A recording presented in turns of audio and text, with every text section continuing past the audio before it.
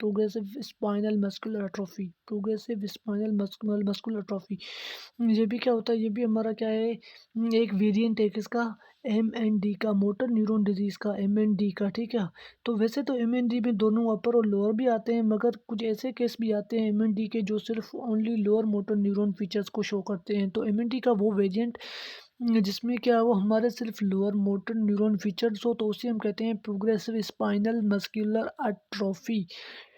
और उसके बाद हमारा एक और भी वेरिएंट है किसका, एमएनडी का, वो है primary lateral sclerosis, primary lateral sclerosis, जिसमें क्या होता है हमारे अपर मोटर न्यूरॉन जो होते हैं वो क्या होते हैं, डैमेज होते हैं। अपर मोटर न्यूरॉन जो है हमारे क्या होते हैं, वो डैमेज होते हैं। उसके बाद क्या होता है, सेरिब्रल पाल्सी। तो आपको ये पता होना चाहिए कि जो हमारा एमएनडी है, मोटर न्यूरॉन डिजीज़ है, वो लीडिंग काज है किसका, बल्बर पाल्सी का और सेरिब्रल पाल्सी का, leading cause of bulbar palsy and cerebral palsy. हमने पहले हम पहले पढ़ के भी आए हैं पीछे कि जो हमारा बल्बर पाल्सी है, सेरिब्रल पाल्सी है, वो स्ट्रोक की वजह से होता है, नंबर 1। अगर the leading cause of cerebral palsy and bulbar palsy is motor neuron, person times जो हमारा एमएनडी है, हमारा एमएनडी है, मोटर न्यूरॉन डिजीज़ है, वो हमारे पास आता है सेरिब्रल पाल्सी के साथ। सेरिब्रल पाल्सी जो हमने पहले भी पढ़ा है कि सेरिब्रल पाल्सी जो क्या है, अपर मोटर न्यूरॉन डैमेज है मगर किसका, अपर मोटर न्यूरॉन डैमेज है मगर किसका, बल्बर मसल्स का। ये आपको पहले भी पता है, हम पढ़ के आए हैं किसका, बल्बर मसल्स का, ठीक है। और उसके बाद 20% जो है ना, 20% जो हमारा क्या है, 20% वो आता है bulbar bulbar palsy. Bulbar palsy जो क्या है हमारा लोअर मोटर न्यूरॉन डैमेज या लोअर मोटर न्यूरॉन लीजन है किसका, बल्बर मसल्स का, बल्बर मसल्स का। तो डायग्नोसिस क्या है इसका, डायग्नोसिस क्या है हमारे एमएनडी का। तो आप सबको पता है कि डायग्नोसिस जो हमारा होता है वो क्या होता है, क्लिनिकल होता है। डायग्नोसिस जो भी होता है हमारा क्या होता है, वो क्लिनिकली हम इसे डायग्नोज करते हैं, ठीक है। और पेशेंट में जो मीडियन सर्वाइवल होता है, मीडियन डिजीज के बाद जो मीडियन सर्वाइवल मीन्स ऊपर भी हो सकता है नीचे भी हो सकता है, मगर जो मीडियन सर्वाइवल है वो 5 ईयर्स है। मीडियन का मतलब ये है कि वो मतलब तो 5 साल से ज़्यादा भी हो सकता है और कम भी हो सकता है, ज़्यादा और कम। तो मीडियन सर्वाइवल जो है वो कितना है, 5 ईयर्स है। किसमें, एमएनडी में, मोटर न्यूरॉन डिजीज में जो मीडियन सर्वाइवल है वो 5 ईयर्स है। और ज़्यादातर जो डेथ होता है इसमें एमएनडी में, मोटर न्यूरॉन डिजीज में, वो ज़्यादातर एस्पावरेशन नमूनिया की वजह से होता है, ठीक है। किसकी वजह से, एस्पावरेशन नमूनिया की वजह से होता है ज़्यादातर। तो इसकी ट्रीटमेंट क्या है, इस पेशेंट की जो है ना वो ट्रीटमेंट क्या है, तो इस पेशेंट को वैसे भी जो ट्रीटमेंट होता है वो क्या होता है, हमारे पास सपोर्टिव ट्रीटमेंट होता है। सपोर्टिव क्या होता है इस पेशेंट में जो हमारा ट्रीटमेंट होता है वो सपोर्टिव ट्रीटमेंट है। सपोर्टिव ट्रीटमेंट से क्या मुराद है, तो सपोर्टिव से मतलब है care of DVT, divine thrombosis, care of DVT इस पेशेंट में करना है। और उसके अलावा जो है ना हमें सपोर्टिव ट्रीटमेंट करनी है, हमें सपोर्टिव ट्रीटमेंट करनी है। और इसके अलावा हमें nutrition means care of nutrition, care of NUTRI। तो क्या करना है, हमें केयर ऑफ न्यूट्रिशन करनी है इस पेशेंट में। तो ये हमारा क्या हो गया, ये हमारा हो गया मोटर न्यूरॉन डिजीज। तो मोटर न्यूरॉन के डिजीज के बाद अब हम पढ़ेंगे फ्रेडरिच अटैक्सिया।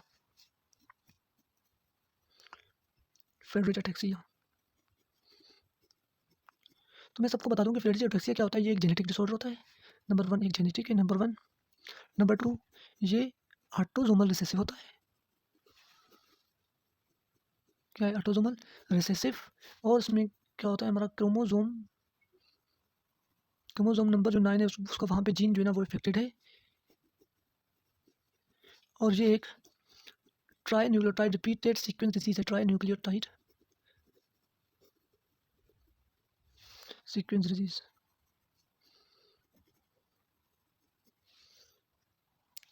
और उसके बाद क्या है, ये हर जनरेशन के साथ जो है ना ये जल्दी आता जाएगा। अभी फॉर एग्जाम्पल किस तरीके से, मिसाल तौर अगर ग्रैंड फादर जो है उसमें ये डिजीज़ जो है ना वो प्रेजेंट हुआ है 60 ईयर्स में, तो फादर में वो प्रेजेंट हो सकता है 45-50 ईयर्स में फॉर एग्जांपल। और जो सन है उसमें 30 ईयर्स में भी हो सकता है, ठीक है। तो इस तरीके से क्या है, जैसे जैसे जनरेशन बढ़ता जाएगा वैसे वैसे ये जो डिजीज़ है वो क्या करेगी, वो जल्दी आते जाएगी, ठीक है। मतलब हर गुजरते जनरेशन के साथ। उसके बाद इसमें क्या होता है, इसमें एक जीन होता है जिसे क्या कहते हैं, फ्रेक्सटिन जीन।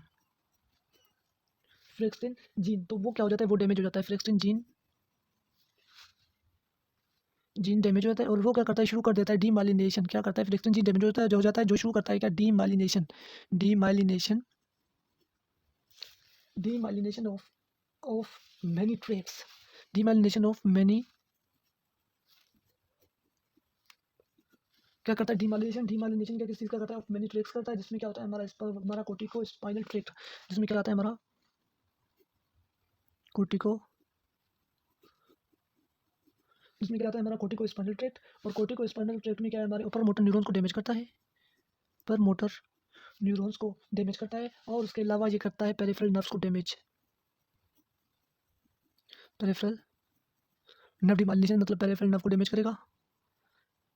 तो ये क्या हो गया? Lower motor neuron. तो उसमें क्या हो जाएगा? लॉस ऑफ नी जर्क, जो है ना लॉस ऑफ नी जर्क जो है ना वो आ जाता है, जैसे loss of knee loss of the knee jerk. और उसके अलावा इसमें ये इफेक्ट करता है हमारे किसको? हमारे डोर्सल कॉलम को। तो मतलब सेंसरी अपसेट होता है, ठीक है। इसमें ये क्या करता है?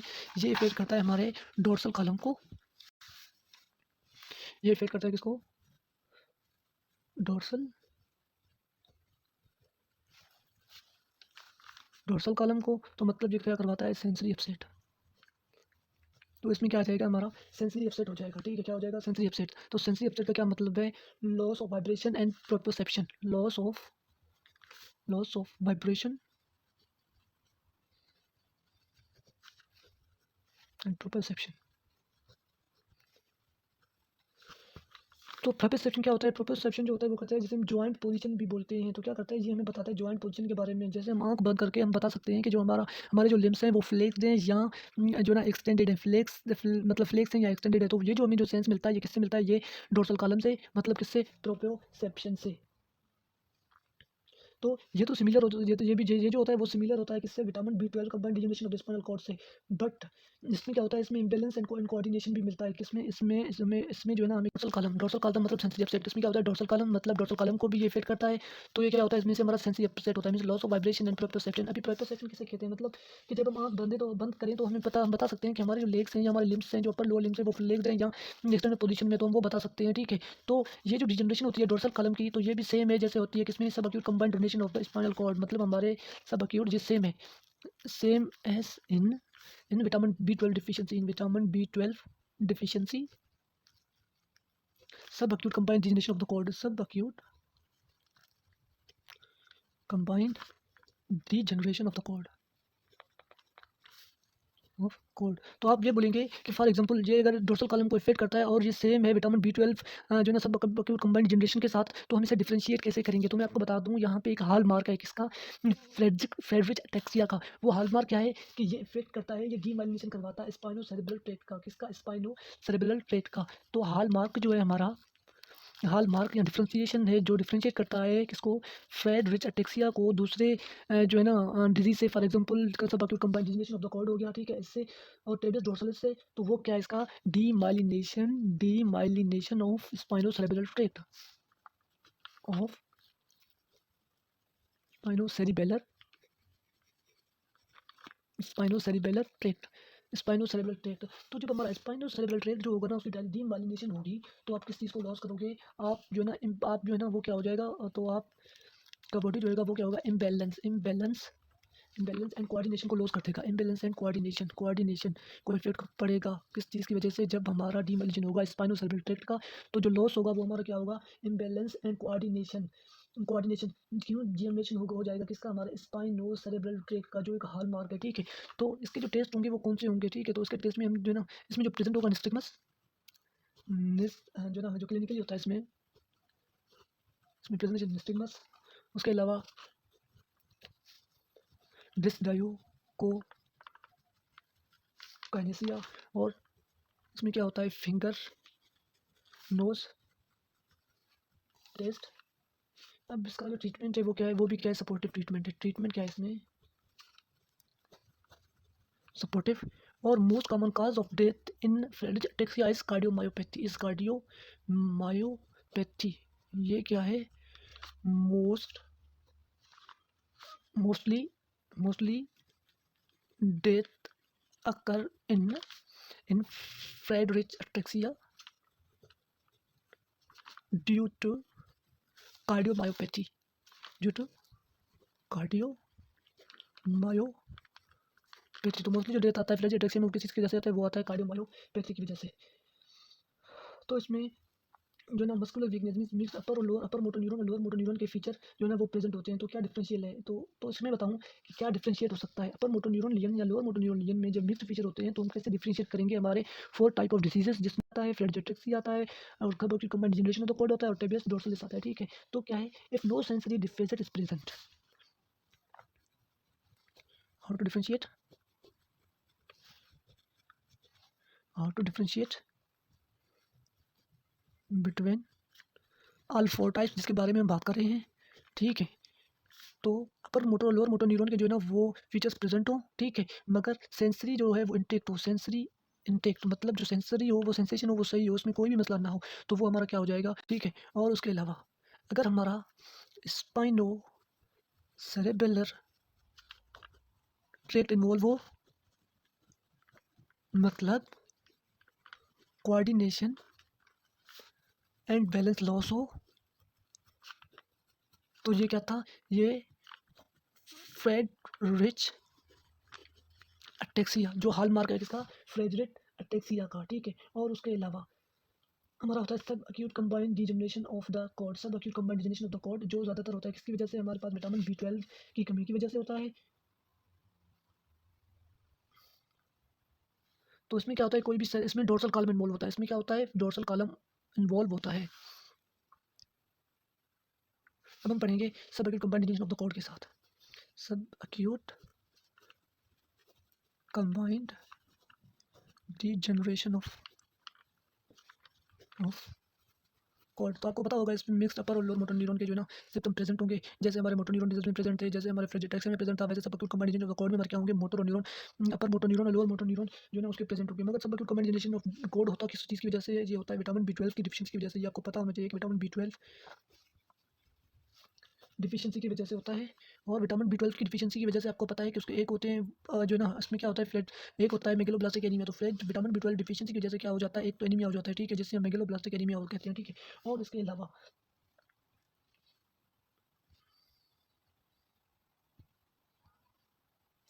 अलावा अगर विटामिन B12 की डिफिशियंसी होती है तो हमारे पास क्या होता है, हमारे पास होते हैं न्यूरोलॉजिकल मैनिफेस्टेशंस।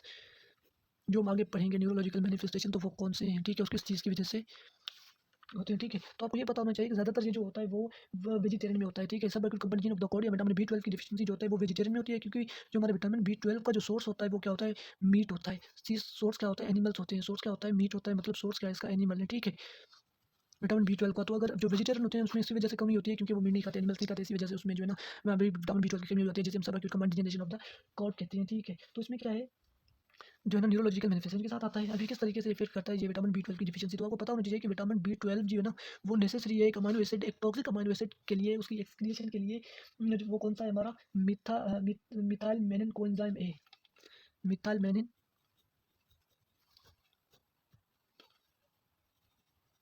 मेनाइन को एंजाइम एक ऐसा एक ऐसा जो है ना हमारा क्या है, अमाइनो एसिड है जिसकी एक्सक्रिएशन के लिए विटामिन B12 लाजमी होती है, ठीक है, जिसके लिए लाजमी होती है, ठीक है। तो विटामिन B12 की डिफिशियंसी हो जाएगी तो मिथाइल, वैसे तो मिथाइल मेनाइन को एंजाइम ए को विटामिन B12 कन्वर्ट करता है किसमें, सक्सिनाइल को ए में, सक्सिनाइल को ए। तो मिथाइल मेनाइन को एंजाइम ए को कन्वर्ट करता है सक्सिनाइल को एंजाइम में, कौन, विटामिन B12। अगर विटामिन B12 नहीं होगा तो कन्वर्जन जो होगा नहीं होगी। अगर कन्वर्जन नहीं होगी तो मिथाइल मेनाइन को एंजाइम ए की जो है ना वो कंसंट्रेशन होगी, वो क्या हो जाएगी, वो इंक्रीज हो जाएगी, ठीक है। तो मिथाइल मेनाइन को एंजाइम में जब उसकी कंसंट्रेशन इंक्रीज होगी तो क्या करेगा वो करेगा demyelination of the corticospinal tract and nerve. तो वो क्या करेगा, मिथाइल मेनाइन को एंजाइम में जब इंक्रीज होगा MCOA मैं लिख देता हूँ, तो जब उसकी जो है ना वो इंक्रीज हो जाएगा तो वो क्या करवाएगा, डीमाइलिनेशन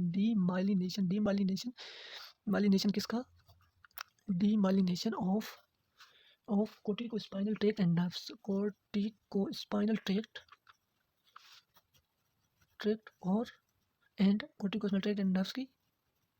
तो आपको पता है कोर्टिकोस्पाइनल ट्रैक्ट क्या है हमारा, upper motor lower motor neuron आते हैं ना इसमें, तो वो जैसे अपर मोटर लोअर मोटर के फीचर्स रिप्रेजेंट करेगा, ठीक है। और उसके बाद क्या नर्व्स को करेगा। मगर इसमें क्या है, इसको डिफरेंशिएट कैसे करते हैं, क्योंकि इसमें डोर्सल कॉलम वगैरह जो है ना वो आएंगे, ठीक है। मगर इसको जो डिफरेंशिएट करेंगे वो किस तरीके से करेंगे, वो करेंगे इसमें कोई भी सेरेब्रल फीचर प्रेजेंट नहीं है।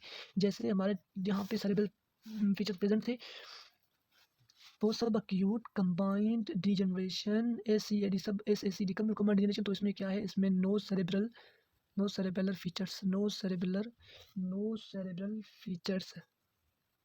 तो इसका मतलब है जैसे हमारा सेरेब्रल जो है ना कोर्टिको जो है स्पाइनो सेरेब्रल ट्रैक्ट जैसे हमारा इफेक्ट हो रहा था फ्रिजिटेक्सिया में, तो इसमें जो है ना वो नॉर्मल है, उसको कोई भी इफेक्ट नहीं है, उसको कोई भी डैमेज नहीं है, ठीक है। तो no cerebral ataxia, no damage of cerebral is present. तो ये हो गया हमारा subacute combined degeneration of the cord. तो उसके बाद आते हैं हम इसके टेस्ट पे। तो उसके लिए हम कौन से टेस्ट करते हैं? इसके लिए हम टेस्ट जो करते हैं सब एक्यूट कंबाइंड डिजनरेशन के लिए, नंबर 1 आपको पता है कि ये किसी डिफिशियंसी की वजह से विटामिन B12 की वजह से, तो हम चेक करेंगे विटामिन B12, ठीक है, लेवल। तो विटामिन B12 का लेवल क्या है, ठीक है, उसमें तो ये इसमें तो डिक्रीज होता है, ठीक है। उसके बाद दूसरा हम करेंगे, क्योंकि इसमें हमारा MMA methyl Menon coenzyme A का जो है ना वो कंसंट्रेशन क्या हो रहा है, इंक्रीज हो रहा है। MM को ए का जो हमारा कंसंट्रेशन इंक्रीज हो रहा है, तो ये भी चेक करेंगे ये इंक्रीज है या नहीं है, ठीक है।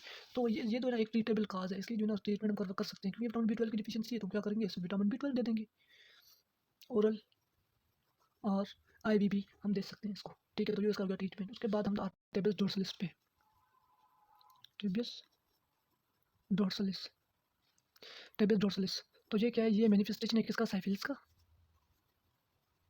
Manifestation of syphilis occur in last stage of syphilis. तो ये क्या होता है, ये मैनिफेस्टेशन सिफिलिस का, और ये सिफिलिस के लास्ट स्टेज में आ जाता है, ठीक है। और उसका जो कॉजिंग एजेंट है वो क्या है, इसका है ट्रेपोनीमा पैलिडियम, ट्रेपोनीमा पैलिडियम। इसका जो कॉजिंग फीचर है वो क्या है, एजेंट जो है वो कौन सा है, ट्रेपोनीमा पैलिडियम। तो ये ट्रेपोनीमा पैलिडियम कैसे काज करवाता है, ये टेपस डोर्सलिस। तो ट्रेपोनीमा पैलिडियम क्या करता है, ये वेस्कुलाइटिस करवाता है, क्या करवाता है, वेस्कुलाइटिस किस चीज़ का, ये वेस्कुलाइटिस करवाता है ऑफ एंड आर्टरीज का। एंड आर्टरीज मतलब एंड आर्टरीज क्या होते हैं, those arteries which do not have anastomosis। तो वो आर्टरीज जिसका कोई एनास्टोमोसिस नहीं है, वो लास्ट वाले आर्टरी जिनका जो है एनास्टोमोसिस नहीं है, तो उसे हम क्या बोलते हैं, and arteries, anastomosis with other arteries, तो उसे हम एंड आर्टरीज बोलते हैं, ठीक है। तो यहाँ पे क्या होता है, कुछ आर्टरीज सप्लाई करते हैं, सम आर्टरीज सप्लाइज टू नर्व्स। तो कुछ आर्टरीज जो नर्व को सप्लाई करते हैं यहाँ, और किसको, न्यूरोनल ट्रैक्ट को, ठीक है। तो जब वो उस आर्टरीज को इफेक्ट कर देते हैं, तो वो क्या करते हैं, वो जो है ना उन आर्टरी को डैमेज करते हैं, उन आर्टरी को इफेक्ट करता है जो कि सप्लाई कर रहा है ब्लड किसको, जो है ना नर्व को या न्यूरोनल ट्रैक्ट को, ठीक है। तो उन आर्टरी को क्या डैमेज कर देता है, ठीक है। तो जब उन आर्टरी को डैमेज कर देता है, तो जिसमें फर्स्ट इफेक्ट जो आता है वो होता है, जो फर्स्ट इफेक्ट जो आता है वो हमारा आता है क्या, dorsal column sensory loss. Dorsal जो फर्स्ट इफेक्ट आता है जब हमारे सब आर्टरीज, ये उन आर्टरीज को सप्लाई करता है किसको, कुछ आर्टरीज को, सब arteries supplies to the nerve and neural tract. कुछ आर्टरीज जो सप्लाई कर रहे हैं नर्व को और न्यूरल ट्रैक्ट को, उनको डैमेज करता है, ठीक है। तो उनको डैमेज होने के बाद जो फर्स्ट इफेक्ट होता है वो डोर्सल कॉलम सेंसरी हो जाता है, उसको इफेक्ट करता है। उसके बाद आफ्टर दैट इफेक्ट करता है हमारे अपर motor neuron and lower motor neurons को, ठीक है। अब इसका जो डिफरेंशियल पॉइंट क्या है कि इट इन्वॉल्व स्पाइनोथैलेमिक ट्रैक्ट, जो हमारा किसमें स्पाइनोथैलेमिक ट्रैक्ट हमारा किसमें था, अगर आपको याद हो तो हमारा MND ALS माइलोट्रोफिक लेटरल स्क्लेरोसिस, उसमें क्या था, हमारा स्पाइनोथैलेमिक ट्रैक्ट था, ठीक है। और विटामिन B12 डिफिशियंसी में हमारा क्या था, डोर्सल कॉलम था, कोई भी सेरेब्रल फीचर प्रेजेंट नहीं थे, ठीक है। उसके अलावा फ्रेडरिच एटेक्सिया, उसमें क्या था, उसमें हमारा स्पाइनोसेरेब्रल ट्रैक्ट जो इफेक्ट था, जिसकी वजह से हमारा जो है ना प्रोप्रायोसेप्शन जो है ना उसको इफेक्ट हो रहा था, ठीक है। और उसके बाद अब टेबस डोर्सल में देखो, दोनों स्पाइनोथैलेमिक ट्रैक्ट भी इन्वॉल्व है, प्लस में हमारा कौन सा, डोर्सल कॉलम भी इफेक्ट है, कॉलम डोर्सल कॉलम भी इफेक्टेड है, ठीक है। It involve spinothalamic dorsal column tract, ठीक है। उसके अलावा SAC जो हमारा कंप्यूटर जो सब कुछ कम्बाइनेशन ऑफ द कॉर्ड है, उसमें क्या था, ओनली डोर्सल कॉलम। उसके बाद क्या है हमारा फ्रेडरिच एटेक्सिया, उसमें क्या है हमारा स्पाइनो सेरेब्रल ट्रैक्ट,